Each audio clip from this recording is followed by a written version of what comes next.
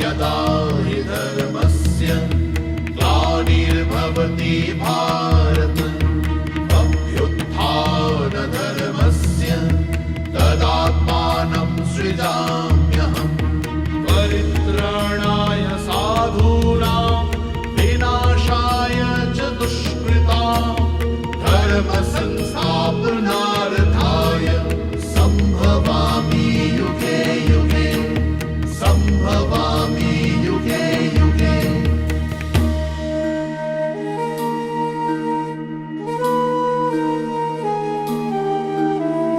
यदा यदा हि धर्मस्य ग्लानिर्भवति भारत अभ्युत्थानधर्मस्य तदात्मानं सृजाम्यहम् परित्राणाय साधूनां